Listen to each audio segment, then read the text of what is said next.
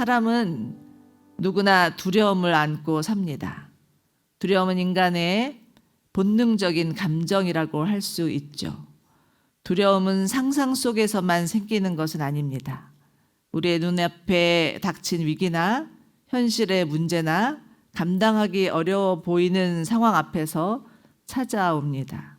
믿음의 사람이라 할지라도 두려움이 찾아오는 것은 자연스럽고 당연한 일입니다. 때로는 구원의 확신마저 흔들릴 수 있게 하는 것이 두려움입니다. 두려움은 위험을 경고하는 긍정적인 기능도 있지만 우리의 믿음을 마비시키고 하나님의 역사를 가로막는 장벽이 되기도 합니다. 그러므로 두려움이 우리를 지배하느냐 아니면 믿음으로 맞서느냐, 이것이 바로 관건입니다. 성경에는 두려워하지 말라라고 하는 단어가 무려 365번 나온다는, 누군가 그런 얘기를 하더라고요. 하나님께서 인간 안에 있는 두려움을 너무나 잘 아시기 때문에 날마다 우리를 찾아와 주셔서 두려워하지 말라라고 말씀하시며 힘을 더하여 주신다는 생각이 듭니다. 오늘 저희가 함께 읽은 본문은 우리가 너무나도 잘 아는 다윗과 골리앗의 이야기입니다. 이 스토리는 사무엘상 17장 전체에 걸쳐서 꽤나 길게 다루고 있는데요. 그렇다면 이 17장 전체의 주제는 무엇일까라는 것을 생각해 볼 때 한마디로 말하면 두려움입니다.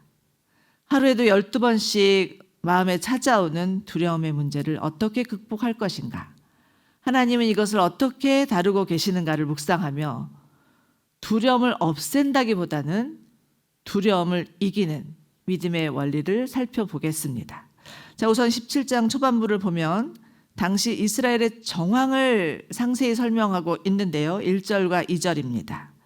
그때 블레셋 사람들이 전쟁을 일으키려고 군대를 소집해 유다 땅 소고에 모이게 한 후 소고와 아세가 사이에 에베스 담림에 진을 쳤습니다. 사울도 이스라엘 백성들을 불러 모아 엘라 골짜기에 진을 치고 블레셋 사람들과 맞서기 위해 전열을 갖추었습니다. 이렇게 기술하고 있습니다. 여기서 그때란 사울 왕이 악한 영에게 시달려 고생을 하던 차에 다윗이 켜던 하프를 연주하고서 나아지고 있던 때를 말합니다. 그러니 한 나라의 왕이 심신이 미약하던 때였다라는 것을 볼 수 있죠. 바로 그때 블레셋 사람들이 전쟁을 일으키려고 군대를 소집해 모인 것입니다. 그런데 잘 보십시오. 전쟁을 위해서 갈고 닦은 전력으로 준비된 블레셋의 군대라는 말이 나오고요. 하는 수 없이 어쩔 수 없이 모인 이스라엘의 오합지졸 백성이란 말이 나오고 군대와 백성이 대치되는 상황입니다. 게다가 블레셋의 진영에는 온갖 장비로 무장된 무려 키가 3m가량이나 된다고 하죠. 골리앗이라고 하는 장수가 세상을 온통 흔들어 놓을 듯이 큰 소리를 치면서 이스라엘 향해서 소리칩니다. 누구든 하나만 골라서 내게 보내라.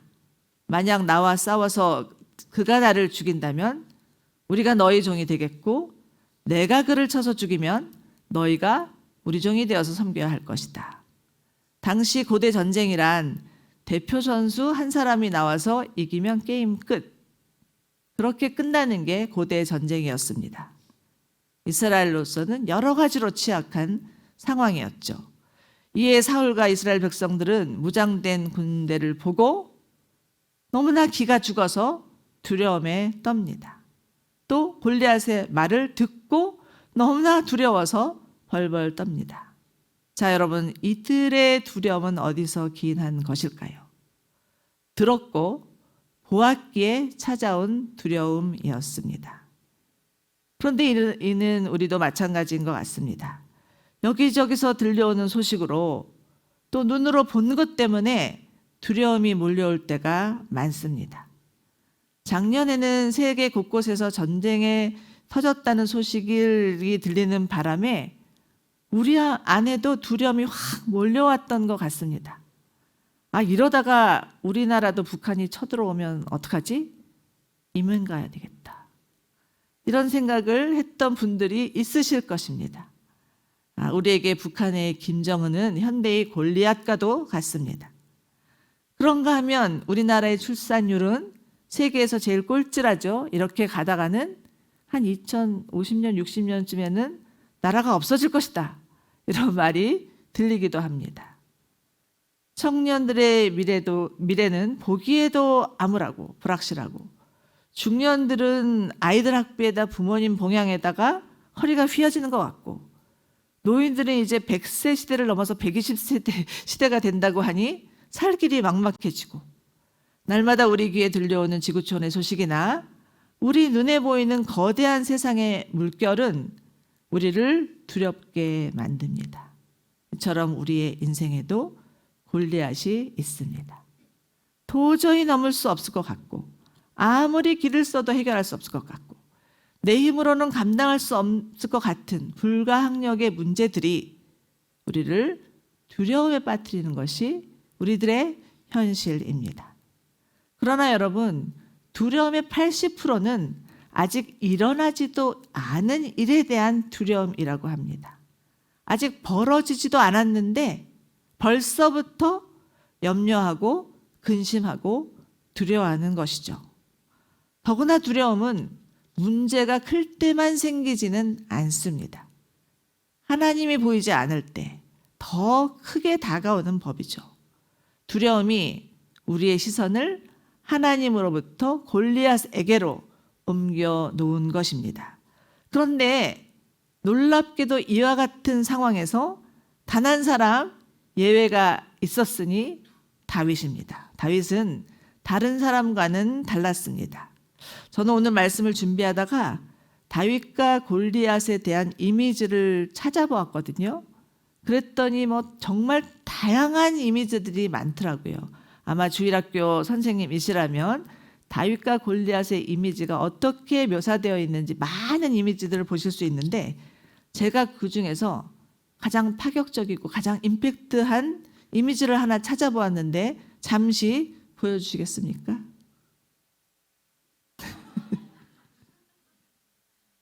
여러분, 다윗은 이제 그만 내려주셔도 돼요. 어떻게 하여서 모든 사람들이 다 벌벌 떨고 있는 가운데서 이 조여드는 두려움을 이길 수 있었던 것일까요? 오늘 본문의 내용을 통하여서 4가지로 살펴보겠습니다. 첫째, 문제를 하나님 앞에 내려놓는 것입니다. 26절입니다. 우리 함께 읽겠습니다. 시작. 그때 다윗이 곁에 있는 사람들에게 물었습니다. 저 블레셋 사람을 죽여 이스라엘의 치욕을 씻는 사람에게 어떻게 해준답니까? 전례 받지 않는 블레셋 사람이 도대체 누구이기에 이렇게 살아계신 하나님의 군대를 모욕하는 것입니까? 사울과 이스라엘 백성들은 저들은 너무 크다, 우리는 도저히 이길 수 없어 라고 생각하면서 사시나무 떨듯 떨고 있으나 다윗의 첫 마디는 의외입니다. 저 할례 받지 않는 블레셋 사람들이 누구길래 살아계신 하나님의 군대를 모욕하느냐, 이렇게 말하는 겁니다. 다윗은 거대한 골리앗의 크기에 대해서도 말하지 않았고 그가 가져다 줄 위험성에 대해서도 말하지 않습니다. 다윗이 주목한 것은 오로지 하나님이었습니다. 문제의 크기는 같았지만 관점이 달랐던 것이죠. 그러므로 두려움은 문제가 커서 생기는 것이 아니라 문제를 나보다 크게 볼 때 생긴다는 사실을 간과해서는 안 됩니다. 두려움은 언제나 하나님이 빠진 시각에서 자라난다는 사실을 잊어서는 안 됩니다. 베드로가 예수님을 보며 무리를 걷다가 바다에 풍덩 빠져버린 이유는 무엇이었을까요? 풍랑이 있는 바다를 보니 너무 무서웠던 것입니다. 그때 예수님 말씀하시죠. 믿음이 적은 자여, 왜 의심하느냐? 여러분, 믿음은 문제보다 하나님을 먼저 바라보는 데서 시작됩니다. 믿음은 나의 문제나 상황이나 내게 주어진 현실보다 크신 하나님을 바라보면서 그 하나님을 신뢰하는 것이죠. 히브리서 11장을 믿음장이라고 흔히 말하는데 히브리서 11장 1절에서는 믿음은 바라는 것의 실상이요 보지 못하는 것의 증거라고 말씀하고 있습니다. 그런데 여기서 바라는 것, 보지 못하는 것이란 단순히 우리가 바라고 소원하는 것을 말하는 것이 아니죠. 보이지 않지만 살아계신 하나님에 대한 믿음을 말하는 것입니다. 그러므로 믿음은 어떤 긍정적 사고나 자기 확신이나 자기 최면이 아니라 현실 위에 계신 하나님을 똑바로 바라보는 시선을 말합니다. 여러분, 두려움을 이기려면 문제의 크기보다 하나님의 크기를 먼저 보아야 합니다. 내게 주어진 상황을 내 생각대로 판단하고 낙심하는 것이 아니라 이것을 멈추고 하나님의 시선으로 바라보는 것입니다. 그러할 때 하나님께서 일하시는 것을 볼 수 있음을 믿으시기 바랍니다. 자, 두 번째는 사람의 말보다 하나님의 부르심을 붙들어야 합니다. 다윗의 큰형인 엘리압은 다윗을 보고는 야단치며 말합니다. 이 건방지고 고집센 녀석아, 싸움 구경이라고 하고 왔느냐? 호통을 치면서 내몰려고 하죠. 너무도 가당치도 않다는 생각에서였을 것입니다. 사울왕 또한 다윗을 불러서는 네가 어떻게 저 블레셋 사람들과 싸울 수 있느냐? 너는 아직 어리고 저 사람은 어릴 적부터 싸움터에서 몸이 단련된 전사다라고 치부해 버립니다. 여러분, 가장 아픈 말은 가장 가까운 사람에게서부터 나온다는 것을 아시죠? 그러나 따지고 보면 이들의 말이 틀린 것은 아니었습니다. 만약 여러분이라면 어떻게 이런 상황에서 말씀하시겠습니까? 종종 우리는 우리 앞에 놓여진 위기의 상황을 볼 때 매우 똑똑해질 때가 있습니다.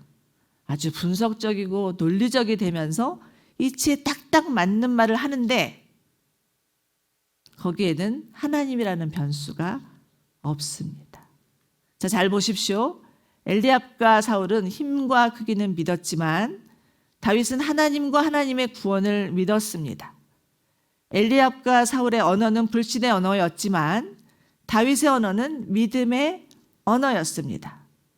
두려움을 더 크게 만드는 것은 적의 위협보다 사람의 말입니다. 괜히 나섰다가 큰 코 다치지 말고 가만히 있어라. 네가 무슨 일을 감당할 수 있겠느냐. 이렇게 훈수를 놓을 때가 많죠. 저도 우리 아이들이 새로운 일을 시도해보겠다고 가지고 오면 말릴 때가 많습니다. 간이 작아서 그런 것 같기도 하지만 그 뒤에는 하나님에 대한 불신이 숨어 있다라는 것을 인정치 않을 때가 있습니다. 그러나 다윗은 이에 항변하지도 않고 주저하지도 않습니다. 성경은 짧게 말합니다. 30절인데요. 그러고는 다른 사람이 가서 그것에 대해 다시 물었습니다. 개역 한글에는 다윗이 그에게서 돌아서서 이렇게 번역하고 있습니다. 여러분, 믿음은 모든 말에 반응하지 않는 능력입니다. 두려움을 이기려면 듣지 말아야 될 말에서 돌아설 줄을 알아야 합니다. 두려움을 키우는 말에 오래 머물지 않는 것이 우리 믿음의 태도여야 합니다. 사랑하는 여러분, 지금 여러분이 듣고 있는 말은 무엇입니까? 너는 안 된다. 괜히 나서지 마라. 넌 너무 현실을 모른다. 이런 말들 아마도 수시로 들었을 수도 있습니다. 그러나 두려움을 이기려면 사람의 말보다 하나님의 부르심을 붙잡아야 합니다. 자, 다윗에게 있어서 하나님의 부르심은 무엇이었을까요? 아마도 다윗은 아직 어린 소년이었기 때문에 사무엘이 자신에게 기름을 부었다고 해서 그것이 무엇을 의미하는지 미처 자세히 알지 못했을 수도 있습니다. 그러나 그가 분명히 알았던 것은 하나님께서 자신을 부르셨다는 사실입니다. 여러분, 우리 모두는 하나님의 부르심을 받은 자들입니다. 그러므로 우리는 하나님의 부르심을 붙들고 나아가는 것이지 사람의 말을 따라 움직이는 자가 아니라는 것을 꼭 기억하시기 바랍니다. 주변의 사람들은 다 이해할 수 없지만 변치 않는 하나님의 부르심이 우리 각자에게 있다라는 것을 믿으면서 믿음으로 걸어가는 저와 여러분이 되시기를 바랍니다. 자, 세 번째는 과거의 은혜를 기억하는 것입니다. 34절부터 36절인데요. 함께 읽겠습니다. 시작.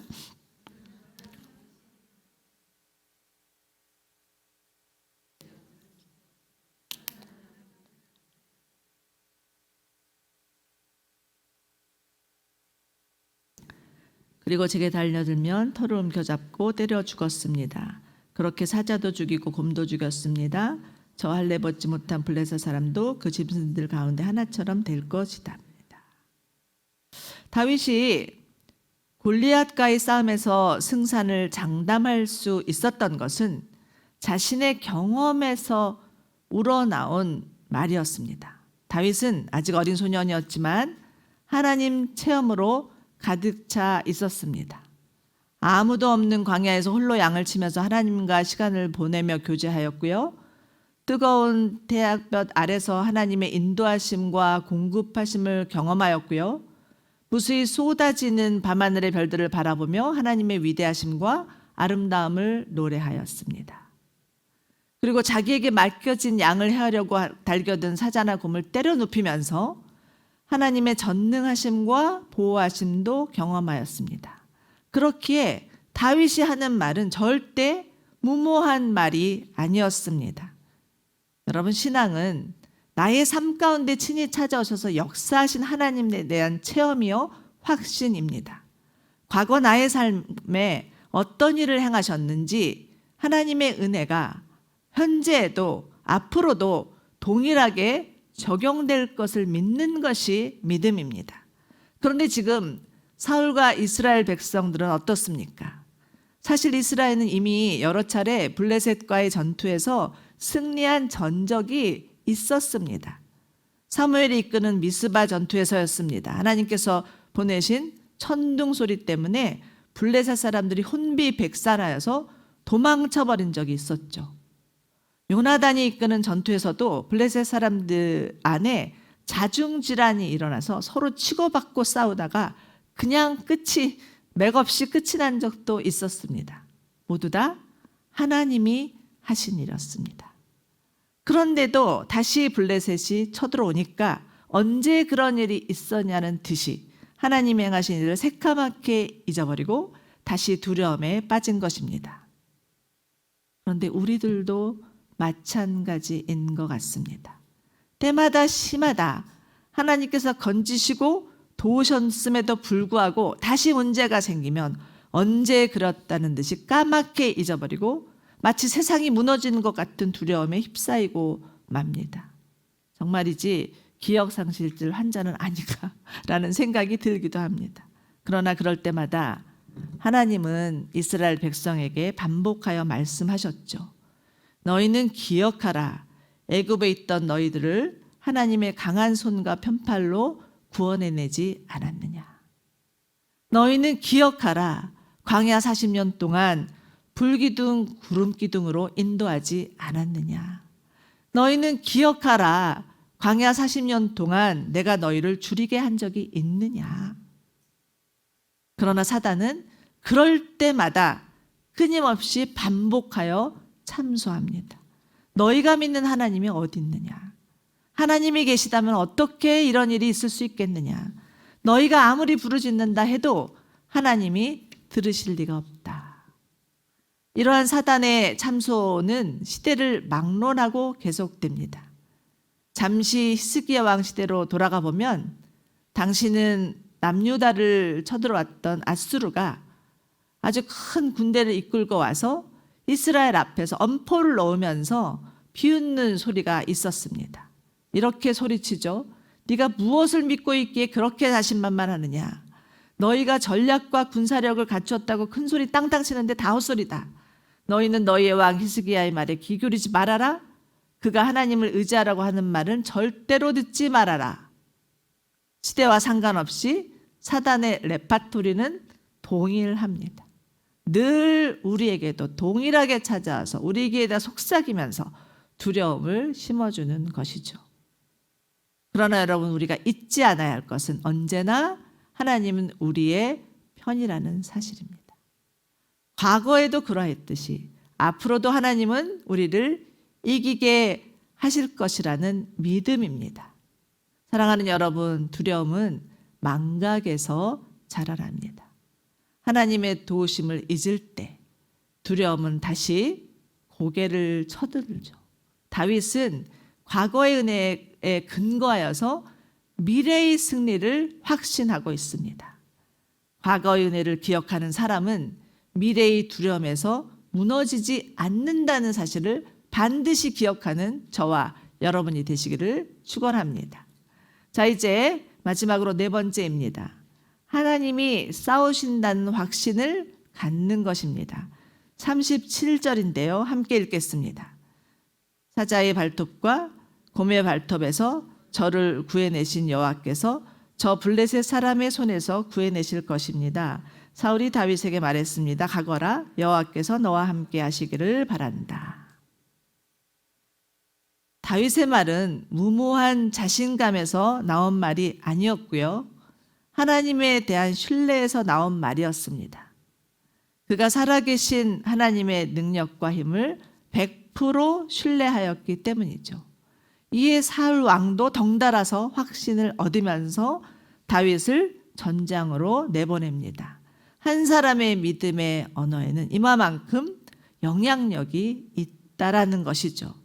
그리고는 사울이 입혀준 옷을 벗어 던지고 다윗은 돌 5개만 들고 골리앗 앞에 서는데 던졌더니 원샷 원킬, 한 방에 무너집니다. 다윗의 완벽한 승리였습니다. 여러분, 두려움은 우리가 싸워야 한다고 생각할 때 커집니다. 그러나 다윗은 이렇게 고백하죠. 이 싸움은 내가 싸운 것이 아니라 하나님이 하신 것입니다. 그런데 마지막으로 우리가 여기서 놓쳐서는 안 될 것이 있습니다. 다윗이 아무리 물맷돌 날리는 실력이 탁월하다 해도, 제 아무리 용기와 담대함이 있다 해도 그래서 승리할 수 있는 싸움은 아니었습니다. 이는 어디까지나 다윗에게 임한 성령의 역사였죠. 17장 13절입니다. 지난주 본문의 말씀이죠. 사무엘이 기름이 담긴 뿔을 가져와 그 형제들 앞에서 다윗에게 기름을 부으니 그날 이후로 여호와의 영이 크게 다윗에게 임하였습니다. 아멘. 다윗의 승리는 성령의 능력으로 인한 승리였습니다. 성령께서 그 안에서 역사하셔서 이뤄낸 승리였던 것이죠. 이와 같이 우리 그리스도인들은 자신의 힘과 능력으로 사는 자들이 아닙니다. 위로부터 부어주시는 성령의 기름 부음으로 사는 자들임을 믿으시기 바랍니다. 예수님이 돌아가신 후 너무 두려워서 문고리를 걸어 잠그고 꼭꼭 숨어있던 제자들이 문을 박차고 나아가서 담대히 복음을 전할 수 있었던 것도 그들 가운데 임한 성령의 역사였습니다. 누가복음 11장 13절에서는 이렇게 말씀하십니다. 너희가 악할지라도 너희 자녀에게 좋은 것을 줄 줄 알거든 하물며 하늘에 계신 너희 아버지께서 구하는 이에게 성령을 주시지 않겠느냐? 그러므로 여러분, 우리가 구할 것은 성령입니다. 자, 이제 말씀을 정리합니다. 여러분 앞에 놓인 두려움은 어떤 두려움입니까? 경제적인 문제, 건강의 문제, 자녀의 문제, 관계의 갈등, 미래에 대한 불안, 두려움이 없는 사람은 없습니다. 그러나 우리도 다윗처럼 이렇게 고백하였으면 좋겠습니다. 여호와께서 나를 건져 주실 것입니다. 우리 함께 큰 소리로 함께 고백하겠습니다. 여호와께서 나를 건져 주실 것입니다. 여호와께서 나를 건져 주실 것입니다. 아멘. 두려움을 이기려면 우선 두려움이 찾아오는 것을 이상하게 여기지 말아야 합니다. 문제보다 크신 하나님을 바라보면서 사람의 말보다 하나님의 부르심을 붙들며 과거에 베푸신 하나님의 은혜를 기억하며 오늘의 싸움을 하나님의 손에 맡기시기 바랍니다. 그러할 때 하나님은 우리가 상상하지도 못할 승리를 이루게 하실 것입니다. 우리 함께 찬양하며 기도하기를 원하는데요. 아무것도 두려워하지 말아라.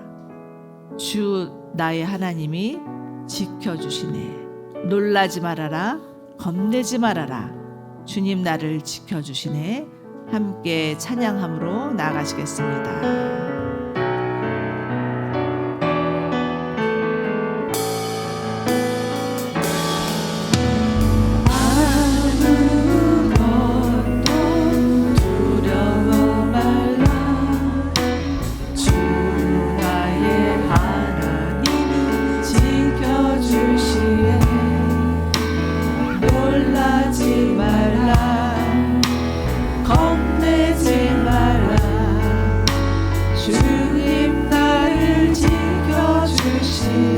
다시 한번 아무것도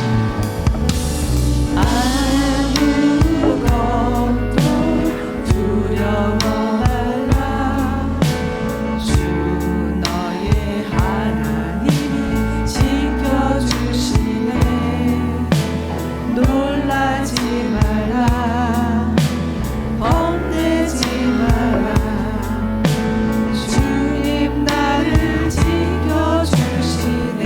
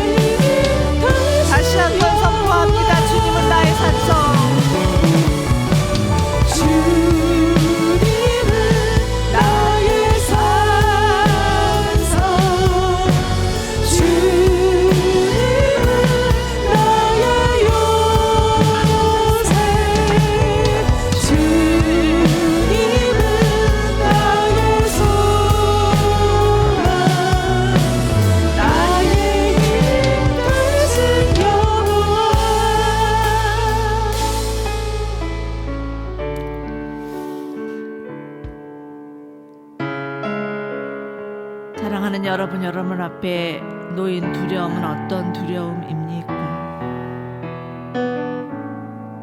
내게 해결할 수 없는, 감당할 수 없는 경제적인 문제일 수도 있고,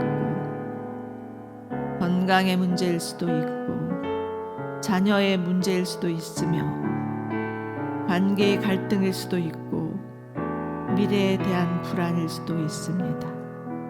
우리는 하나님의 사람이기에 이런 두려움을 가져서는 안 된다 라고 자신을 정죄하지만, 두려움은 육체를 가진 인간이라면 어쩔 수 없이 불가항력적으로 몰려올 수밖에 없는 감정입니다. 하나님은 우리를 향하여서 너희에게 두려움이 찾아오거든 그것을 이상히 여기지 말라. 너희에게 고난이 온다 할지라도 그것을 이상히 여기지 말아라.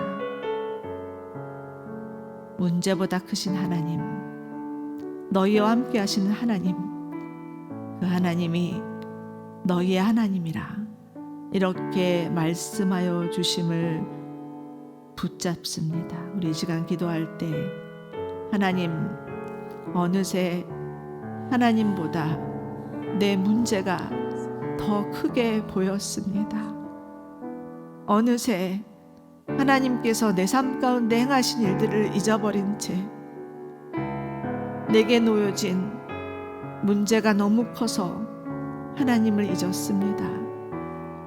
하나님 용서하여 주시고 다시 내 상황이나 문제보다 크신 하나님을 바라봅니다.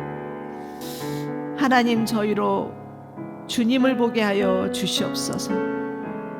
너희는 눈을 들어서 산을 향하여서 나의 도움이 어디서 올까? 그 하나님을 바라라 할 때 하나님은 천지를 지으신 하나님이시오, 우리의 모든 출입을 지키신 하나님이시오, 우리의 오고 가는 모든 발걸음과 함께 하시는 하나님이심을 믿습니다. 하나님, 저희로 주님을 보게 하여 주시옵소서. 저희의 눈을 들어서 살아계신 하나님을 보게 하여 주시옵소서. 우리의 문제보다 크신 하나님을 보게 하여 주시옵소서. 함께 기도함으로 나아가시겠습니다. 하나님 아버지, 하나님, 우리의 믿음 없음을 용서하여 주시옵소서. 내게 두려움이 온다고 하여서, 내게 고난이 온다고 하여서 이것을 무시하고 외면하려고 했던 죄악을, 부족함을 용서하여 주시옵소서. 하나님, 우리에게 두려움이 오는 것을 이상히 여기지 않게 하여 주시고 우리의 문제보다 크신 하나님을 보게 하여 주시옵소서. 너희는 하나님을 바라라. 모든 주님을 지키시는 하나님을 바라라. 눈을 들어서 산을 향해서 너희의 도움이 어디서 오는지를 바라라.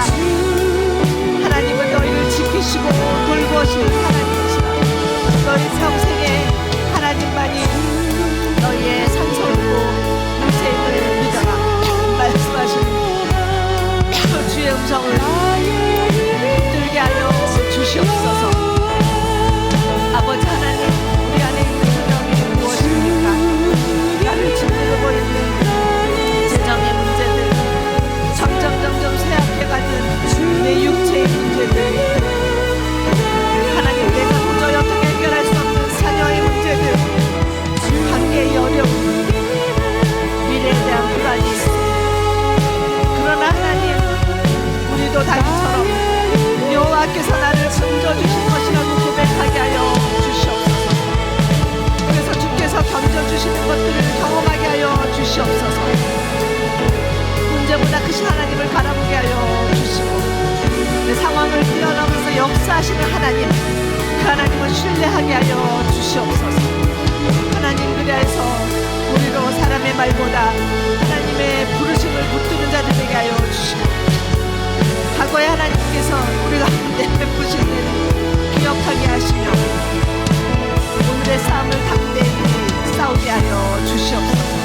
그럴 때 하나님께서 참으로 우리가 상상치 못할 승리를 이루게 하실 것을 믿습니다. 주여, 오셔서 우리 가운데 임하여 주시옵소서. 주여 오셔서 우리를 다스려 주시옵소서.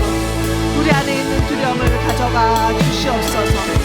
그리고 여호와 하나님만이 우리의 반석이요 요새이심을 믿는 믿음으로 살게 하여 주시옵소서. 우리 한 가지 더 기도하기를 원합니다. 우리는 모두 다 하나님의 부르심을 받은 자들입니다.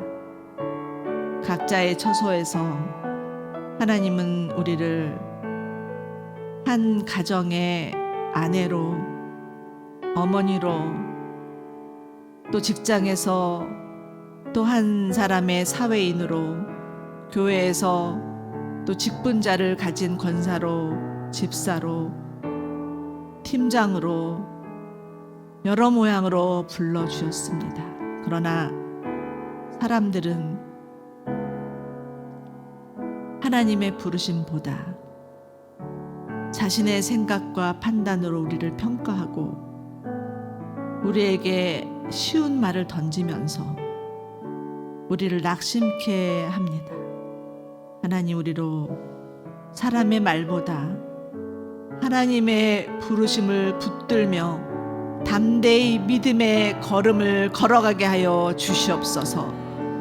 사람의 말에 연연하지 않게 하여 주시고 하나님의 부르심을 붙들고 나아가는 저희 모두 되게 하여 주시옵소서. 함께 기도함으로 나가시겠습니다. 하나님 아버지, 우리를 낙심케 하는 것은 무엇입니까? 우리를 주저앉게 만드는 것은 무엇입니까? 하나님의 부르심을 생각하게 하여 주시옵소서.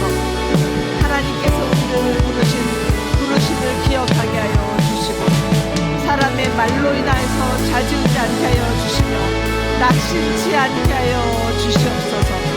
하나님, 저희가 사람의 말보다 하나님의 말씀을 붙들게 하여 주시고 하나님께서 우리에게 무엇을 말씀하시는지를 먼저 듣게 하여 주시며 그 말씀을 붙들고 나아가는 믿음의 사람들 되게 하여 주시옵소서.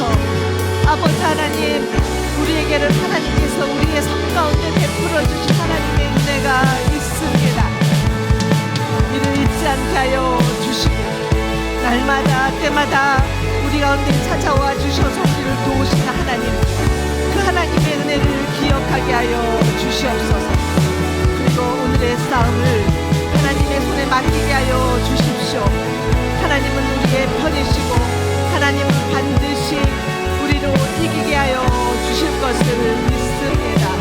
하나님 아버지, 성령으로 충만하게 하여 주시옵소서.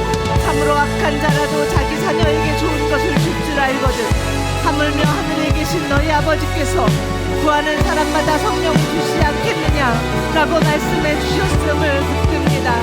하나님 아버지여, 우리에게 성령을 부어 주시옵소서. 하늘 문을 여시고 성령을 부어 주셔서 우리가 우리의 힘으로 살아가는 것이 아니라 성령으로 살아가게 하여 주시옵소서. 성령을 구하는 자들 되게 하여 주시옵소서. 마지막으로 한 가지 더 기도합니다. 하나님, 내가 내 힘으로 살려고 하니, 내가 싸우려고 하니 두려움에 질 수밖에 없었음을 고백합니다. 하나님, 우리로 눈을 들어서 성령 하나님을 바라보게 하여 주시옵소서. 성령께서 우리 가운데 역사하여 주셔서 우리 마음에서 참으로 활동하여 주시며 우리로 이기게 하여 주실 것을 믿습니다. 하나님, 저희가 구할 것은 성령이오니 성령으로 충만하게 하여 주시옵소서. 그래서 우리 안에서 역사하여 주시옵소서. 우리로 두려움을 이기고 승리케 하여 주시옵소서. 우리 주여 한번 외치며 함께 기도함으로 나가시겠습니다. 주여,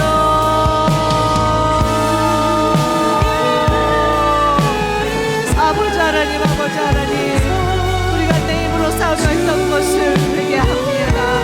하나님, 내가 내 힘으로 싸우려 했기 때문에 질 수밖에 없었고 두려움을 가질 수밖에 없었습니다. 하나님, 그러나 우리 가운데 성령이 임하면 참으로 너희가 땅 끝까지 복음을 들고 나의 증인이 될 것이라고 말씀하셨음을 기억합니다. 아무리 악한 자라도 너희에게 좋은 것을 줄 줄 알거든 하물며 하나님, 하늘에 계신 하나님이겠느냐 속에 성령을 부어주시옵소서. 성령으로 충만하게 하여 주시옵소서. 내 힘으로 사는 것이 아니라 성령의 능력으로 살게 하여 주시옵소서. 성령 하나님, 우리 자신을 내어드리오니 우리 안에서 역사하여 주시옵소서. 우리 안에 있는 모든 두려움을 가져가 주시옵소서. 낙심케 하고 절망케 하고 추적케 하는 것 두려움을 가져가 주시고 하나님, 우리로 담대하게 하여 주시옵소서. 우리로 담대해서 하나님의 말씀을 선포하게 하여 주시며 하나님이 행하신 것을 믿음으로 살게 하여 주시옵소서. 우리 가운데 베풀어 주신 은혜를 기억하게 하여 주시옵소서. 그래서 우리에게 오늘 싸워야 될 싸움에 담대하게 하여 주시고 우리로 하여금 승리케 하여 주시옵소서. 이기게 하여 주실 주님을 바라보며 주님 앞에 나아가오니 우리를 붙들어 주시옵소서. 하나님 아버지, 우리 안에 수시로 두려움이 몰려올 때마다 크신 하나님을 바라보게 하여 주시옵소서. 사람의 말보다 하나님의 부르심을 붙들게 하여 주시옵소서. 과거에 하나님께서 우리 가운데 베풀어 주신 은혜를 잊지 않게 하여 주시고 기억하게 하여 주시옵소서. 그래서 하나님, 오늘 우리에게 주어진 싸움을 하나님의 손에 맡기며 우리로 감당케 하여 주실 주님, 승리케 하여 주실 주님을 바라보게 하여 주시옵소서. 하나님은 반드시 오늘도 우리의 편이 되어 주셔서 우리로 상상치도 못할 승리를 이루게 하여 주실 줄로 믿습니다. 우리 안에 있는 모든 절망과 두려움 가져가 주시고, 주께서 우리 가운데 주시고자 하는 것은 두려워하는 영이 아니라 사랑과 절제와 능력의 영이라고 하셨사오니 하나님, 우리에게 성령을 부어 주셔서 우리로 서로 사랑하게 하여 주시고 능력 있는 삶을 살게 하여 주시며 우리의 감정을 절제하여서 하나님 앞에 우리의 마음과 영혼을 드리게 하여 주시옵소서. 그래서 하나님, 나라는 한 사람을 통하여서 하나님의 은혜의 역사가, 성령의 역사가 흘러 가기를 원합니다. 하나님, 우리 주변에 이스라엘 백성과 같이, 사울 왕과 같이 두려움 때문에 주저앉아 있는 가족이 있고 자녀가 있고 이웃이 있습니다. 하나님, 불쌍히 여겨 주시고 우리 가운데 주신 하나님의 은혜, 성령의 능력이 그들에게도 전염되게 하여 주시고 우리로 모두 다 살아나게 하여 주시옵소서. 두려워하지 아니하며 살아계신 하나님을 붙들고 믿음으로 살아가는 저희 모두 되게 하여 주시옵소서. 이제는 우리 주 예수 그리스도의 은혜와 하나님 아버지 한량없는 사랑과 성령님의 역사하심과 교통하심이 아무것도 두려워하지 말라, 내가 너희에게 평강을 주노라 말씀하여 주시는 주님의 음성 앞에 무릎을 꿇으며 손을 들고 믿음으로 살기로 결단하는 이 자리에 있는 모든 성도님과 가정과 일터 위에 지금도 주의 복음을 전하기 위해서 수고하시는 선교사님과 이 나라 이민족 위에 영원토록 함께하여 주시기를 간절히 축원하옵나이다.